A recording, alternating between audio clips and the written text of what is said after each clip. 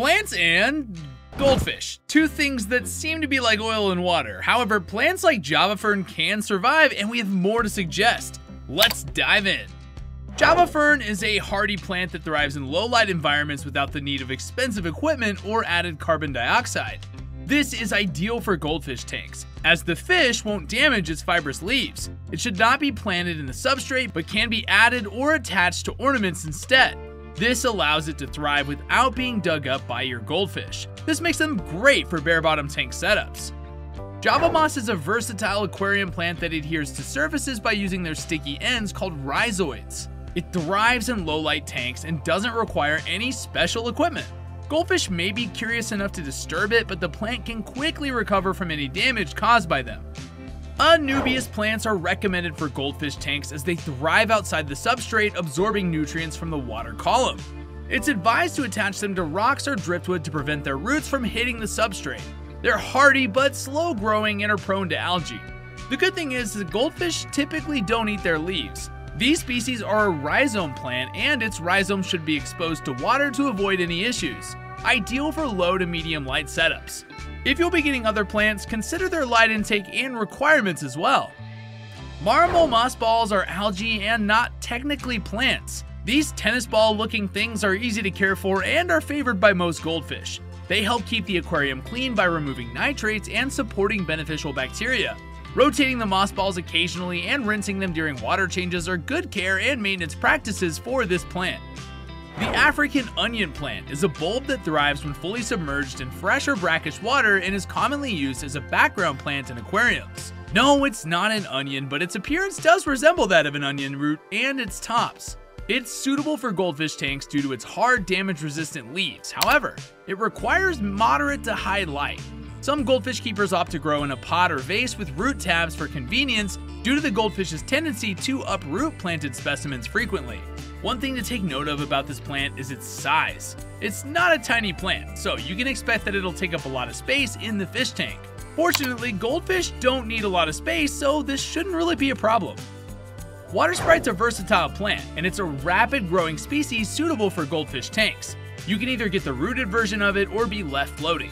It effectively consumes excess nutrients in the water, thriving especially with high light exposure, making water maintenance a less tedious task.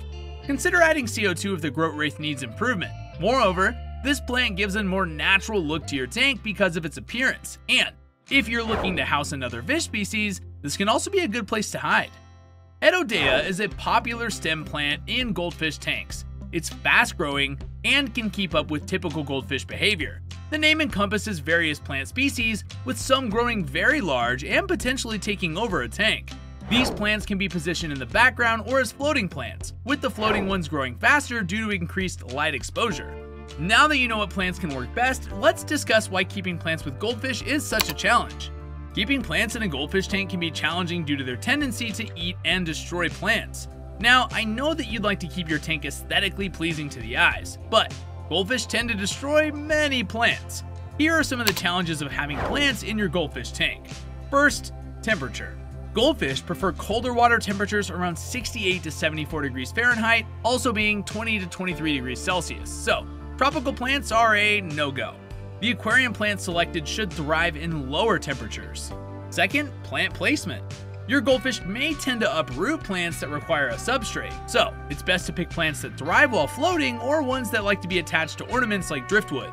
Rocks are also a good shield against goldfish aggression, although avoid any spiny or sharp surface rocks as they can harm your goldfish. Third, high nutrient loads. These species are extremely messy and produce high bioload, which can increase the nitrate levels and cause an overgrowth in your plants. Finding the right plants that have a proper size when they mature, how fast they grow, and how well they take in nitrates. If they can take in nitrates in a short amount of time, then this is better. It's also best to research the plants that you're looking to get, as you'll need to consider their rate of growth and how they'll thrive in a tank you're planning to set up. Next, goldfish will eat most plants. Goldfish are pretty destructive and they'll destroy most plant species, especially sensitive ones and rooted plants. Always ensure that your fish is well fed to avoid this from happening. Hardy plants and unpalatable ones would be best for this tank. I'm not saying that there are plants that are invulnerable to any attacks, but at least get plants that can withstand the typical goldfish behavior. Fake plants won't do anything but just be a nuisance, and they don't look as nice. Well, okay, maybe some of them. Lilies are a good option though to compensate for that tank's lack of plants. You might want to look into some species like peace lilies and pothos plants, as they don't need to be fully submerged, but they can just float above your tank. They still have the same functions as other plants, like keeping the nitrate levels low, all while being safe from your goldfish in your tank. Plus, they offer good hiding spots for most fish. Do take note that peace lilies can be poisonous to goldfish if they're actually eaten. The pothos plant is another terrestrial plant species that's good for this setup, but they cannot be fully submerged as they might not survive underwater. Allow the root system to dangle underwater and keep the rest of the plant dry. They'll also function as excellent maintenance for water parameters. If you don't want to risk live plants in your tank, do consider these alternatives for your decor. First, fake plants. Fake plants aren't really bad, especially in this type of setup, as they don't need any special care compared to real ones. However, choose silk plants over plastic ones to avoid any harm to your goldfish.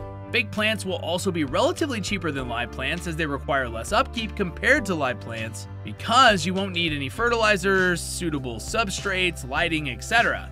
Marine naturals plants are my recommendation for delicate fish like bettas and fancy goldfish. While fake plants only provide aesthetic value and shelter, real plants may help maintain your parameters by absorbing some nutrients. Tank maintenance will be required more frequently without real plants due to the bioload of these fish. Bare tanks. Some aquarists prefer a bare bottom tank for goldfish. They're easier to clean, but you can still get other ornaments for these tanks. Plus, you can still grow an aquarium plant or two bare bottom. Pick out plants that can thrive outside the substrate. If you're looking for a minimalist aesthetic to your tank, then this may be the way for you. However, it may tend to look plain and boring. There are a few plants that can be a candidate for this setup. Anubias, lilies, and Java moss are good examples of this, as they can be attached rather than rooted in the substrate. Other decor options. Fake plants may not be that pretty on the eyes, but you can choose driftwood, stacked rocks, or even ceramic decorations for your tank. Current USA has great selections of driftwood, like black manzanita. Feel free to choose from many different driftwood options for your tank. Make sure any sharp edges are buffed out though to protect delicate fins. Rocks can be used to create a makeshift cave of sorts. This will provide a lot of entertainment for you, as goldfish have a curious nature. You may also want to consider adding decorations to a planted tank. Since we've already established that goldfish tend to destroy rooted plants, having a sturdy decoration means that you can attach some live plants to pieces like driftwood or rocks, and they'll also thrive the same way when they're rooted to the bottom of the tank. Ceramic decorations are a good option, and if you have a kid with a goldfish tank, decorations like SpongeBob themed ornaments or other cartoons and child themed pieces to your tank will make it more exciting. I'd also like to suggest investing in other house-like decor, as this can divert the attention of goldfish by providing more places to explore. Coral-shaped rocks or hollowed-out decors, or even mini houses or temples. Barrels can provide a hiding spot, and they're also a good place to explore. The sky's the limit when it comes to choosing ornaments such as this, and it adds more character to your tank. Goldfish like aquarium plants because they can snack on them, use them as hiding spots, and play around with them. Whether they're fake or real, goldfish will try to investigate these pieces in your tank. Let's go ahead and take a look at the differences between the two. First up, live plants. Owners should be able to pick out the correct plants for the tank. They offer a lot of benefits beyond providing aesthetics though, like maintaining water parameters and absorbing bioload for them to thrive, but they have some downsides too. Let's look at the pros. They remove nitrates from the water, they provide oxygen to the fish, they're a good source of entertainment for your goldfish, they contribute to a healthy goldfish diet, they look great in the tank, they offer a place to hide, and they offer a safe place to lay eggs in. And next up, the cons. A plant that requires substrate will be uprooted frequently. Goldfish have a nasty habit of eating just about anything green in their tanks. A slow-growing plant may be destroyed and killed. Now, fake plants. Since goldfish are a very destructive fish species, this may be a good option, but you still have to pick the right ones to avoid harming your fish, as not all fake plants have gentle materials, and most fake plants are made out of plastic. While they are affordable, their edges might do a lot of damage to your goldfish. Let's look at the pros for these. They look great, goldfish can't destroy them, they offer shelter for your fish, and they also offer a safe place to lay eggs. And the cons. They offer a great surface for algae to grow on, there are no benefits to the tank besides contributing to the aesthetics, and fancy goldfish fins may be damaged by the sharp plastic edges. And there you have it. If you enjoyed this video, please like, subscribe, and click the bell icon to be updated with our latest videos. Also, check out our website for everything and anything aquarium hobby related.